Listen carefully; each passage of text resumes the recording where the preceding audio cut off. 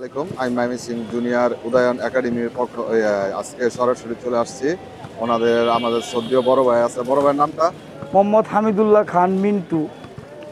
আচ্ছা, আমাদের বাংলাদেশের যে সিঙ্গাপুর বনাম বাংলাদেশের যে এএফসি বাছাই পর্বের ম্যাচটা আছে, ওইটার পরিপ্রেক্ষিতে হামজা চৌধুরী, সমিত সোম, ফাহিমিদুল যে আসছে, ওই খেলার পরিপ্রেক্ষিতে আপনি কি আশা করছেন আর কি?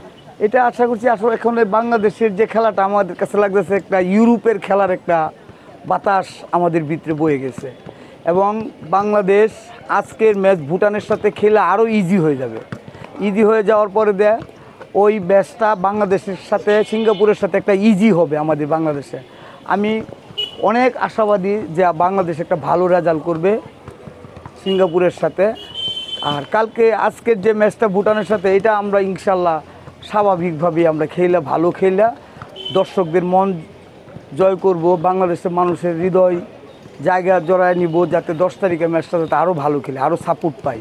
এটার জন্য বাফুফেকে আমরা ধন্যবাদ দিই এই কারণেই, কারণ বাফুফে ওই খেলার আগে একটা যে আয়োজন করছে বাংলাদেশে ইজি বানানোর জন্য, ভালো একটা রেজাল্ট করার জন্য, এটা ওই সিঙ্গাপুর আর বাংলাদেশে খেলার মধ্যে বাংলাদেশের উপরে কোনো প্রভাব পড়বে না। বাংলাদেশ আমার মনে হয় ইজি খেলবে, তার বাড়তি কোনো চাপ থাকলো না তাদের মধ্যে। আচ্ছা ভাই, আপনার কাছে আরেকটা জিনিস জানার ছিল, ময়মনসিংহ বিভাগীয় যে ফুটবল লিগ বর্তমানে টুর্নামেন্ট, টোটাল বিভাগীয়ভাবে টুর্নামেন্ট কয়টা টুর্নামেন্ট আছে অনুষ্ঠিত হচ্ছে আর কি?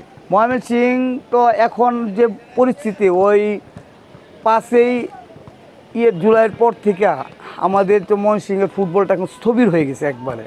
এর মধ্যে একটা এই লিটনাকন্দ একটা ওয়ার্ড ভিত্তিক একটা ফুটবল টুর্নামেন্ট দিয়ে একটা 33টা ওয়ার্ডের মধ্যে একটা আনন্দ উল্লাস সে আনায় দিচ্ছে, একটা প্রাণ ফিরায় আনছে। হ্যাঁ, এটা হলো একটা রাজনৈতিক ম্যাচ।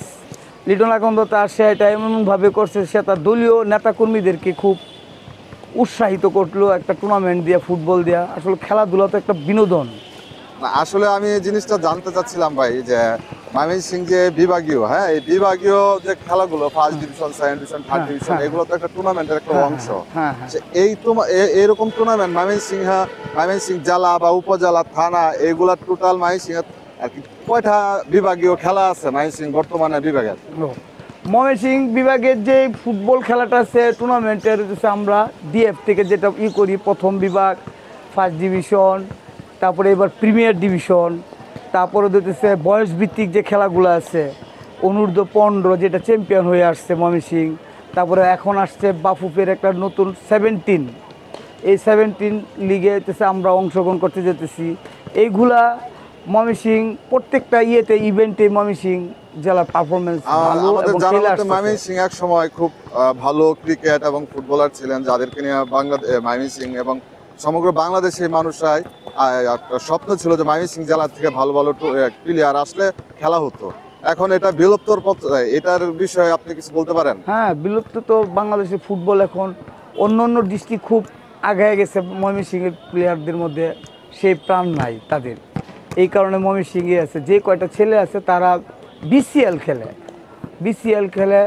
এই কয়েকদিন আগে দেখলাম আমরা একটা ছেলে, আমাদের ময়মনসিংহের একটা ছেলে আকিকুল, পিডাব্লিউডি থেকে চ্যাম্পিয়ন হয়ে আসছে বিসিএলে।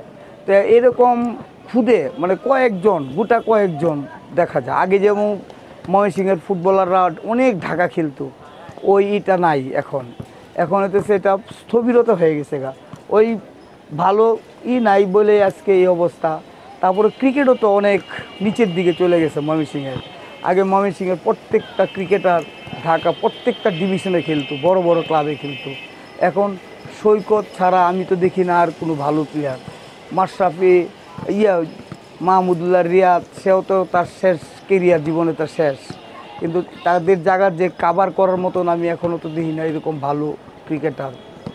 আমাদের ফুটবল ফেডারেশনের যে ময়মনসিংহের যে অবস্থান, এটা কি প্রশাসন বা জেলা প্রশাসকের কোনো ভূমিকা আছে যা এটা তো ওনার বাস্তবায়ন করতে পারে, এমন কিছু জানা আছে আপনার? এটা আমার আমি বলতে পারবো না এটা এই বিষয়ে, কারণ এখন হইতেছে বর্তমান ডিএফের মেয়াদ শেষ দিকে। যখন ডিএফ ছেড়ে দিবে তখন এটা কে দায়িত্ব নিবে, জেলা প্রশাসক দায়িত্ব নিবে, তখন ওনারা কিভাবে এটা তারা বুঝবে। কারণ এখন ক্লোজিং সময়, এই কারণে আমি নিজের থেকে কোনো আশাবাদী কোনো কথা বলতেও পারবো না। আর বলাটাও আমার ঠিক না। ঠিক আছে ভাই, আজকের জন্য এটুকুই। আচ্ছা, আপনাকে thank অসংখ্য you.